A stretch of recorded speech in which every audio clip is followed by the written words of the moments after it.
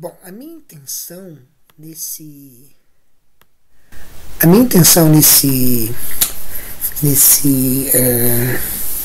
nessa última rodada, nessa conclusão da série, é um pouco discutir alguns últimos elementos dos capítulos últimos da Ontofagia do Carlos Coelho e aproveitar a oportunidade para tentar falar um pouco desse percurso, que é um percurso que a gente que começou com o Oswald e era uma tentativa de começar a pensar alguns elementos contemporâneos da filosofia na América Latina. Bom, contemporâneos no sentido no sentido do século XX, né, pós-Mariátegui, mais ou menos contemporâneos de Oswald, contemporâneos nossos, talvez, né, e encontrar na antropofagia uma chave para pensar na filosofia feita nesse continente. Um continente muito colonizado e especialmente colonizado na prática filosófica, e a gente tentou basicamente orientar esse curso, orientar esse recorte, né, e essa leitura da filosofia da América Latina em torno da ideia do primitivo, ideia da devoração e, enfim, um pouco da ideia, portanto, do mal selvagem, né? A ideia não do selvagem imaginário com o qual os europeus fizeram a filosofia real, messiânica deles, mas do mal selvagem não imaginado, talvez real, em que a gente possa pensar uma contraparte antropofágica. É claro que a antropofagia é também um exercício teórico, e eu falei no início, na primeira rodada, no primeiro vídeo, eu falei um pouco sobre a diferença entre a captura da inteligência e a tripa, um pouco entre a víscera e os miolos. E os miolos, eles um pouco, de alguma maneira, exercem uma plasticidade, supondo a inteligibilidade das coisas. Eles têm essa capacidade de projeção, e essa capacidade de projeção é um dos elementos, eu acho que políticos ou psicopolíticos da diferença entre messianismo e antropofagia, enquanto que as tripas, elas são localizadas, né? Você não come de uma vez por todas, você não come por toda a sua vida, você não come aquilo que vai te alimentar para sempre, você não come de uma vez por todas, você come de uma a cada vez, a cada dia. E a disputa que o Oswald monta é uma disputa que é cosmopolítica, porque ela é centrada no corpo, né? E aqui a gente começa a entender também uma tensão que, em certo sentido, o Carlos Coelho insinua, uma tensão ontofágica entre a desconstrução e a extrusão do Nancy, que está encaminhado em direção ao corpo, e o corpo aqui é víscera, o corpo aqui é tripa, né, e portanto localizado, né? Então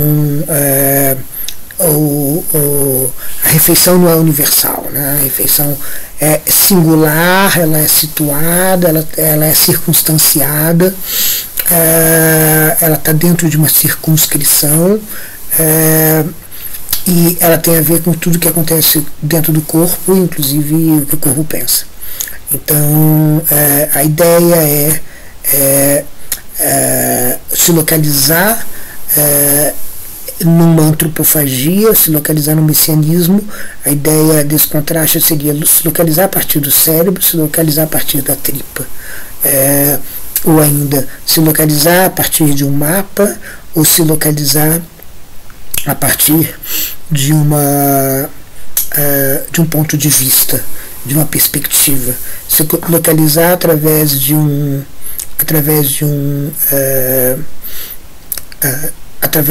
localizador, ou se localizar através das sensações situadas. E aqui então eu acho que é interessante pensar nesse contraste, como se o messianismo fosse uma espécie de tentativa do cérebro de salvar as tripas. Mas aqui, na verdade, esse elemento psicopolítico, o corpo, o somato político, ele é apenas um elemento. Na verdade, a gente não pode enfatizar tanto ele, porque, na verdade, se trata de, antes de dizer, de fazer uma resposta ao bom selvagem, ou seja, a exotização do selvagem que é feito pelo pensamento colonial. Se responde da seguinte maneira: não, o selvagem não é o exótico interessante, nem o preâmbulo da civilização. Ele é uma outra coisa, uma coisa cosmopoliticamente muito diferente, muito difícil de ser defendida, e macropoliticamente ainda mais, porque, na verdade, enfim, quem pode convencer o selvagem, não sendo selvagem, a continuar sendo selvagem, porque o mal selvagem ele é melhor do que aquele que não é selvagem. Falado do ponto de vista de um não selvagem. Então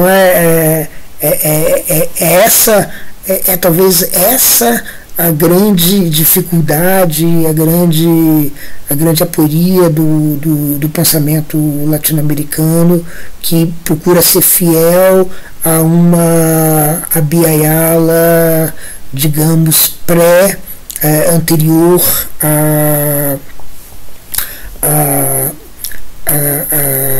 à colonização. E essa fidelidade, é claro, a gente vê, não pode ser uma fidelidade monolingual. E aí a gente chega num elemento importante. Ou seja, a defesa das tripas, ela não é uma defesa de um monolinguismo contra o outro. Passa a ser, tem que ser uma defesa tirri. Ou seja, tem que ser uma defesa manchada. Ou seja, nesse sentido, as tripas elas estão manchadas pelo cérebro. Elas são manchadas pela inteligibilidade. O pensamento é devoração, mas ele não é só devoração. Ele é devoração, mas ele também é esse exercício de controle. Então, ele é agora, mas já manchado desse pensamento da segurança. Desse pensamento que não é só a atitude do Burixaba,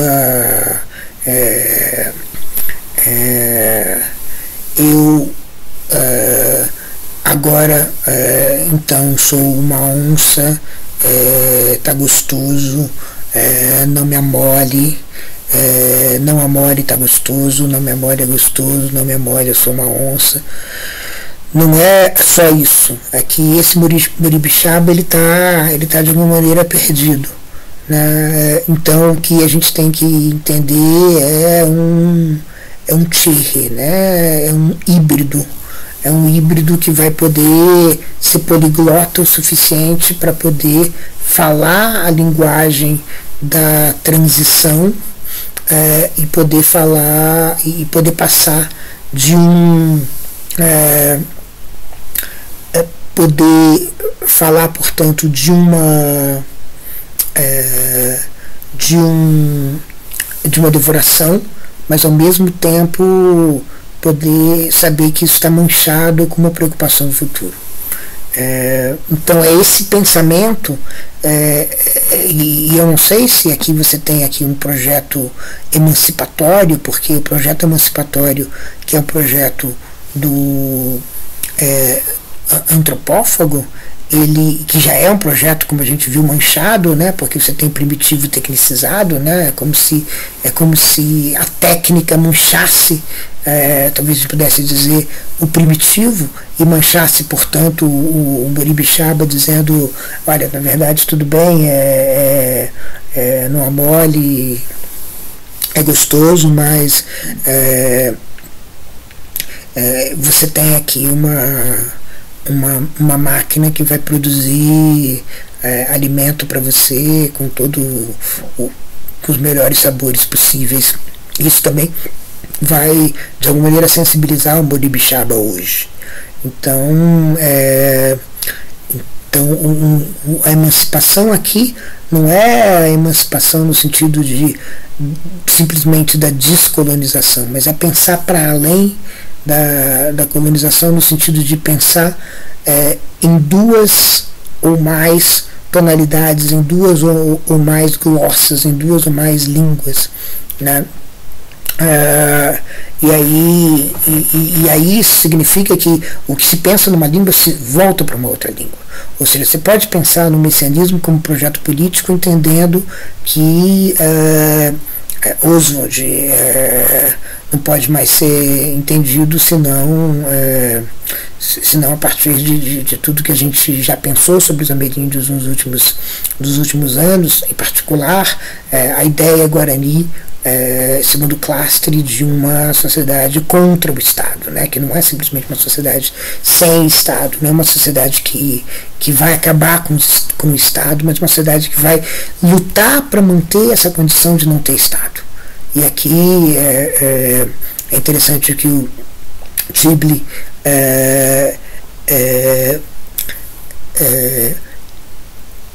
mostre como é difícil para uma tradição do século XIX europeu enxergar uma sociedade contra o Estado. Ou seja, a novidade que vem aí, digamos, do ponto de vista do pensamento europeu, mais um âmbito de libertação de pensamento no sentido do impensado que estava fora do escopo europeu até os trabalhos do Clastre, até os anos 70. Enfim, até também a ideia de que um Estado primordial estava no pesadelo de todos os povos, a ideia de um Urstadt do Elísio Catarino Antiepo, mas isso talvez o Tibli mostra como é impensado isso, né? Como Marx e nem sequer Bakunin, né, conseguem realmente entender a dimensão de uma luta constante contra o Estado. Então essa ideia de uma luta constante, ela traz também um elemento muito interessante, ou seja, ela já é o germe de um não messianismo, porque ela é o germe, porque ela indica que a luta não vai parar. A gente vai chegar num ponto, assim como a gente vai comer de uma vez por todas, a gente não vai se livrar do Estado de uma vez por todas, né? Nem fazendo a razão, nem indo pela razão econômica, pelos motivos econômicos, nem indo por uma luta política que de uma vez por todas declare o Estado abolido. Nenhum dos dois caminhos vai ser um caminho para chegar no messianismo, porque não há messianismo aqui. Então essa questão vai ter que ser lidada a cada dia, como a questão econômica vai ter que ser lidada a cada dia, porque as coisas se transformam, porque o mundo está cheio de chuvas auxilianas, né? Está cheio de chuvas, de elementos novos que surgem, e aí o elemento novo que surge, e aqui pensar nesses elementos europeus, talvez de origem messiânica, né? Que o Carlos Coelho confabula nesse comunismo cosmológico que ele está tentando articular, né? A volta para o corpo do signo por meio da ideia do hiper estrutural, a imagem que ele conta que o Nancy conta para ele acerca dos últimos dias do Benveniste sendo visitado pela Kristeva e escrevendo Dieu, né? Talvez Dieu seja uma fulguração, no sentido que talvez Deus seja originalmente a expressão que se usa diante do espanto de alguma coisa inesperada. Mas esse Dieu no corpo, que é uma marca da diferença hiperestrutural, é também uma marca, portanto, de uma fulguração, se é assim, justamente de uma novidade que está para vir a surgir, de alguma coisa como uma chuva que está vindo a surgir. De toda maneira, esse pensamento da inequivalência, do comunismo da inequivalência, como o Carlos Coelho diz, que é pautado por essa ideia de diferença hiperestrutural, de hiperestruturalismo, é precisamente aquilo que talvez a gente possa retirar de um messianismo que, ao final das contas, né, também é poliglota, ou seja, também tem uma corrente materialista subjacente, que vai entender que a gente não vai comer de uma vez por todas. Ou seja, é quase como se aqui ele estivesse dizendo o materialismo aleatório e a arqueologia que o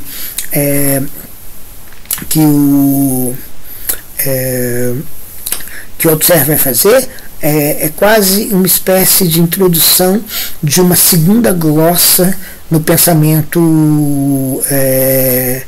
na história do pensamento europeu, na história do pensamento ocidental, que é uma glossa que não é messiânica, porque é uma glossa que vai entender a instabilidade crucial de todas as coisas, como se fosse uma história subterrânea, como todas as histórias subterrâneas procuram na história da filosofia ocidental. Mas essa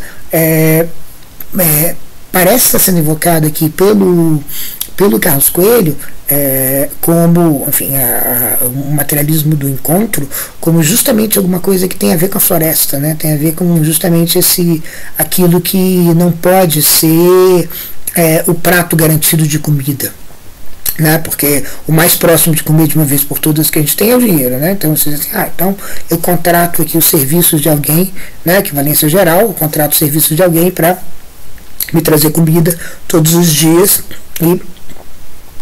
e pronto, né? Com isso é o mais próximo que eu tenho do comer de uma vez por todas ou de uma vez por muito tempo, né? Mas justamente isso não está à prova do encontro, porque, é claro, muita coisa pode acontecer com isso, né? Por mais que você estabilize, faça uma adução da estabilidade, você não está à prova dos encontros, né? Você não está à prova da chuva, dos novos átomos que vão chegar. Então, portanto, você não está à prova do encontro na floresta, né? Digamos assim, do sobrenatural na floresta. Esse encontro ele continua podendo acontecer e ele vai então pautar essa impossibilidade de uma estabilidade messiânica. Então, em certo sentido, é como se aqui o trabalho fosse não só de mostrar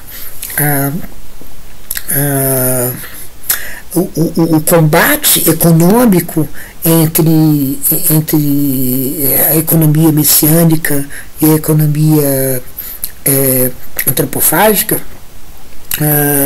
mas também mostrar também e mostrar que essas duas coisas têm que conviver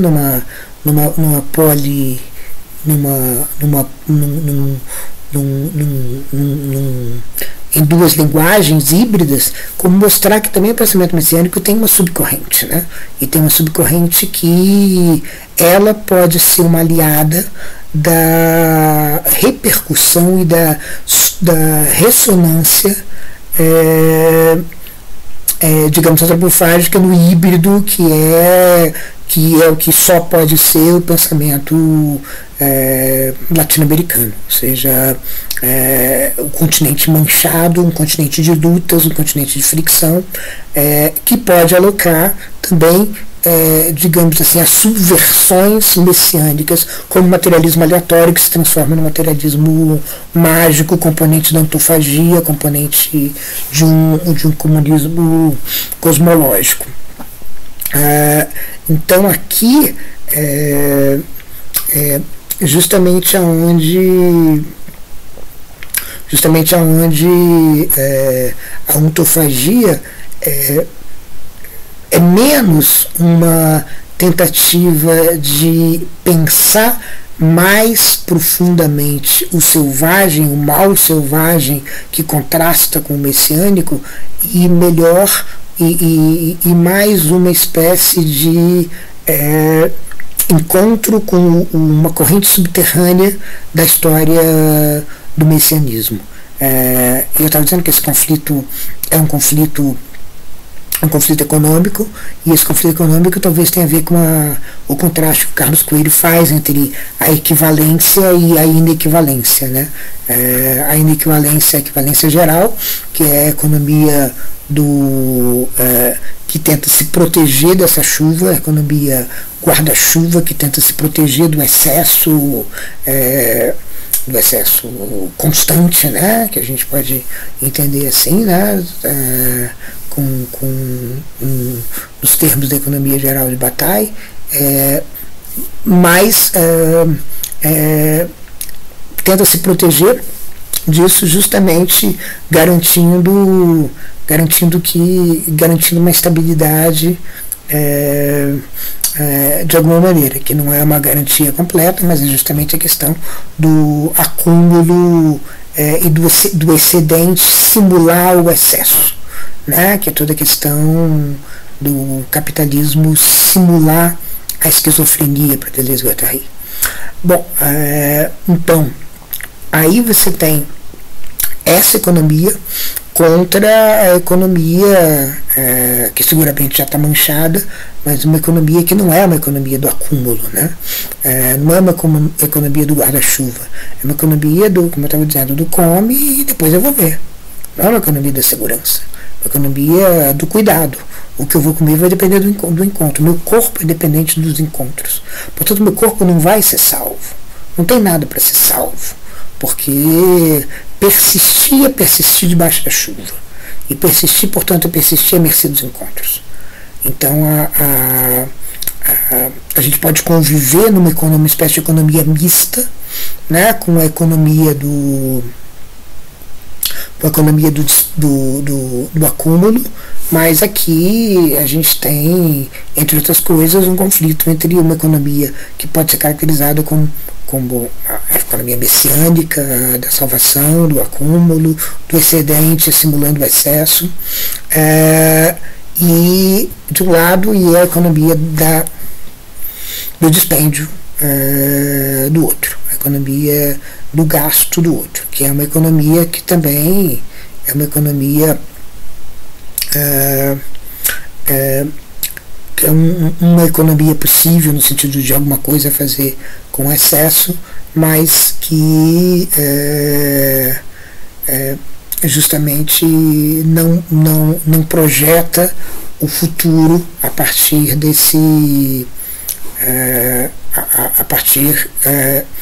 a partir da neutralização do encontro. Ao contrário, fica completamente à mercê do que tem, né? O que tem se gasta, se vai até o fim. Também o dispêndio não é exatamente o encontro, porque o encontro pode ter várias outras restrições, mas o dispêndio é essa disposição econômica a gastar aquilo que se tem, né?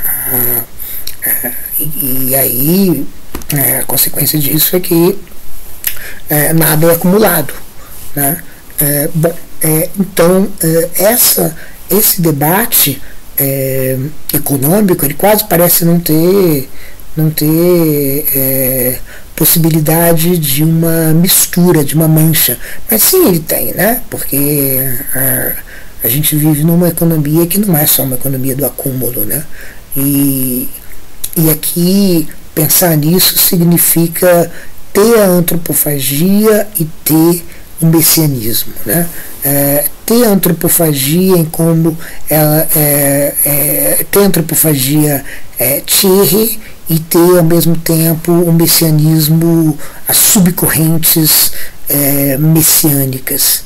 E aí então a ontofagia ela vai justamente trazer esse elemento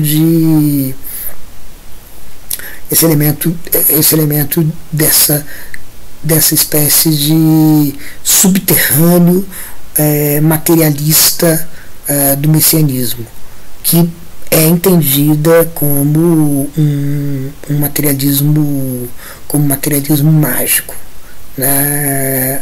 Porque aquilo que vem do encontro, de alguma maneira, aparece como uma transcendência, né, em relação a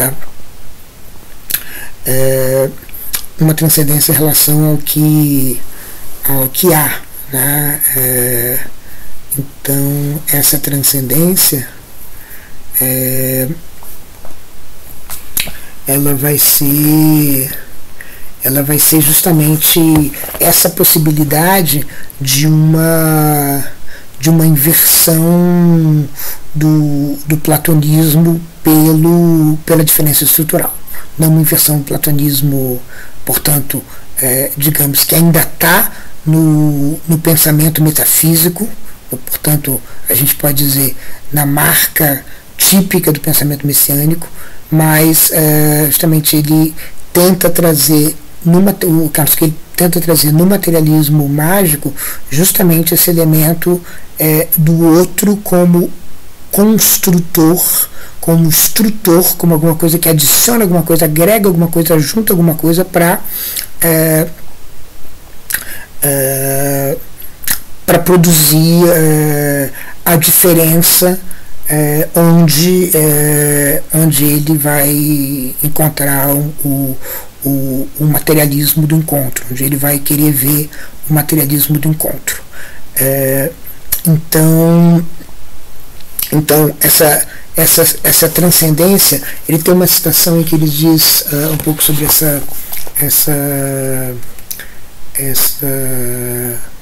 inversão do platonismo, quando ele está comentando o artigo do Manilier,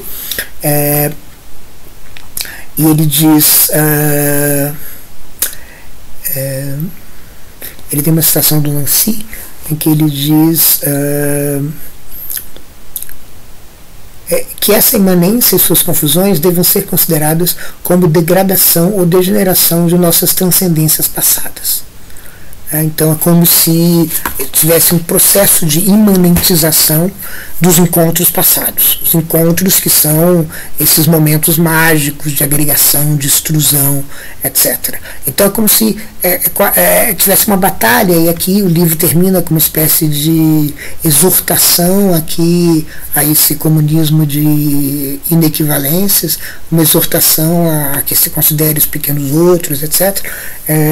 Mas é quase como se fosse parte de uma luta entre antropofagia e messianismo, quase, né? Ou seja, entre o messianismo que aparece na figura da ontologia plana e depois da equivalência geral, da equivalência geral que vai salvar, porque vai talvez transformar todo mundo em escravo, e tudo em escravo, né? Vai criar uma ordem geral, e a inequivalência de outro lado. A inequivalência que tem esse elemento, como eu estava dizendo, o elemento do dispêndio, tem o elemento da tripa, tem o elemento do circunstanciado, do situado. Esse elemento, eu acho que é o que talvez a gente precise começar a pensar, né? Porque afinal de contas eu acho que A filosofia na América Latina, ela, enfim, tá só começando enquanto empreitada própria, porque a gente está sempre se remetendo a outras tradições, né? É a dificuldade mesma de fazer uma coisa como filosofia num continente em que o universal, como eu disse uma vez, num continente em que o universal é sempre entendido como um elemento importado.